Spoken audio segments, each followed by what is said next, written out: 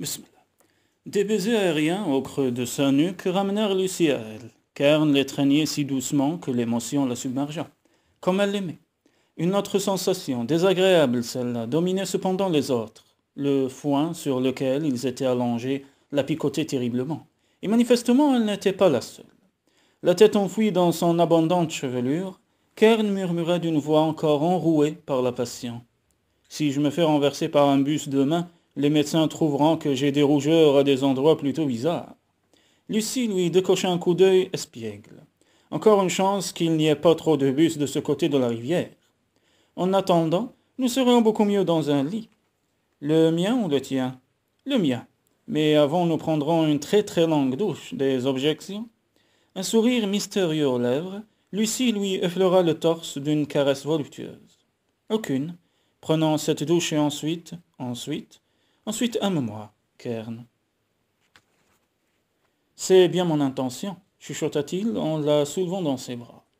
Des pleurs impérieux les tirèrent d'un sommeil récupérateur. Blottie contre Kern, Lucie poussa un long soupir de félicité. Durant leur folle nuit, il l'avait entraînée si haut, si loin dans le plaisir qu'elle doutait de redescendre un jour sur terre.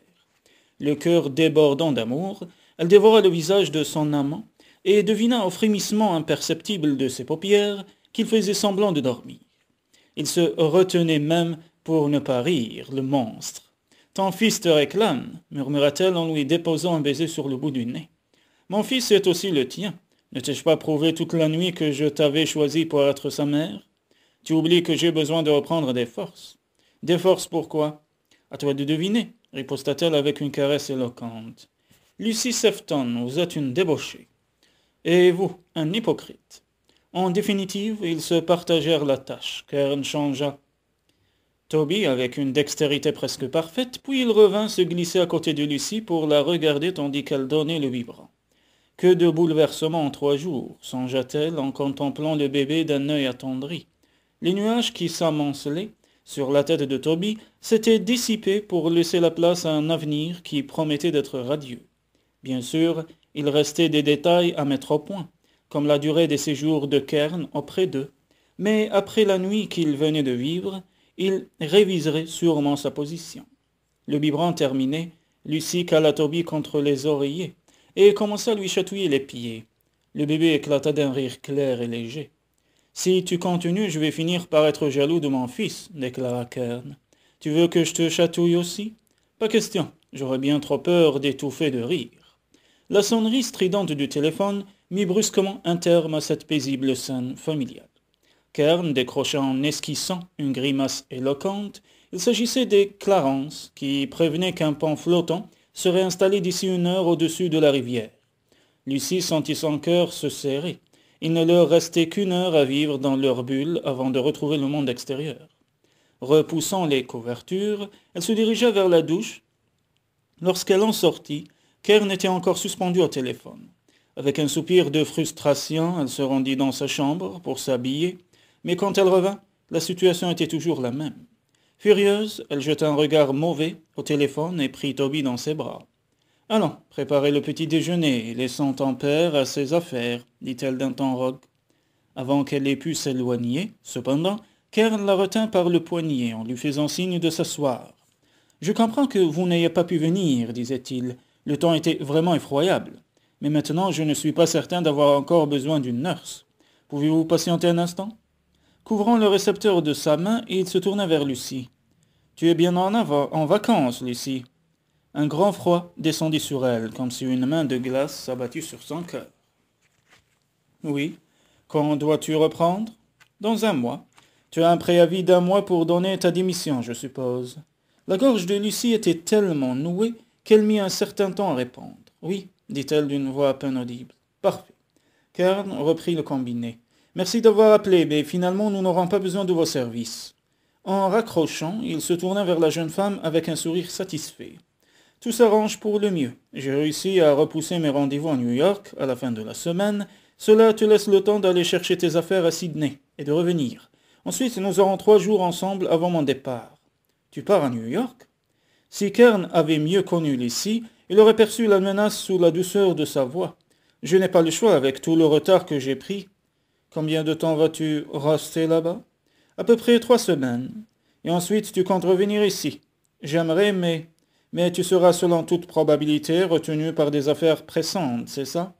Cette fois, Kern sentit le danger. Je t'ai prévenu, Lucie. Je passe très peu de temps ici, cela étant, je tiens plus que jamais à t'épouser. Un nœud douloureux se forma dans la gorge de la jeune femme. À quelles conditions? 2 semaines par an avec moi, un autre bébé si j'en exprime le désir, et un contrat de 10 ans, à l'expiration duquel je toucherai une indemnité. Kern poussa un juron et se mit à arpenter la chambre de long en large. Les choses ont changé, bien sûr. Dans quel sens? Il est temps de te montrer clair, tu ne crois pas? Kern fit un pas vers elle, mais elle recula comme devant un serpent. N'approche pas, dis-moi simplement ce que tu souhaites. Toi, c'est toi que je veux. Pour 15 jours par an? Ce serait plus que ça. Ah oui, combien de temps? Chaque fois que je serai là, mais pas davantage.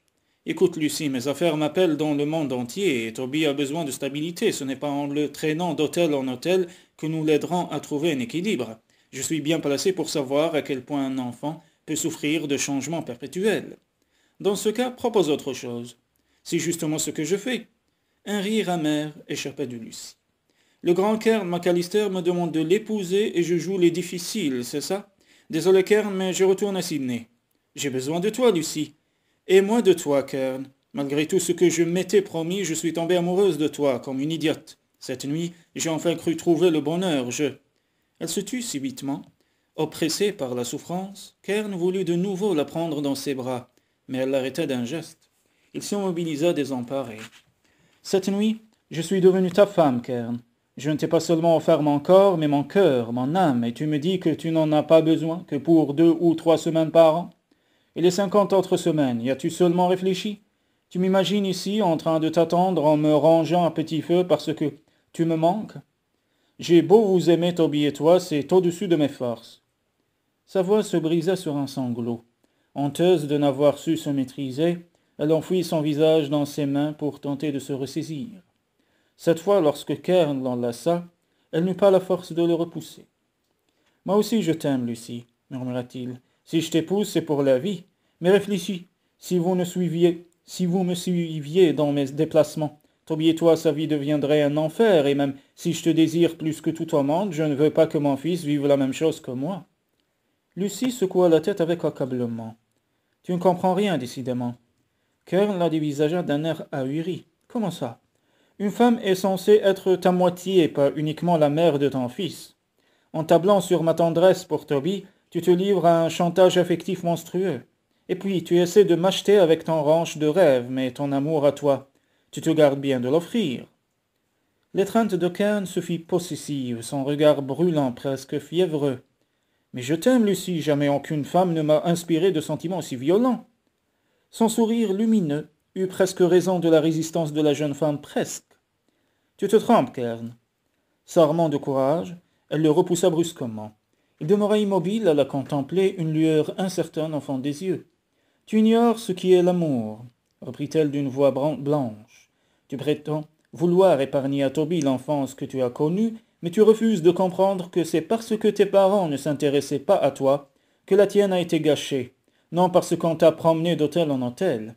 Et tu t'apprêtes à commettre la même erreur avec ton fils.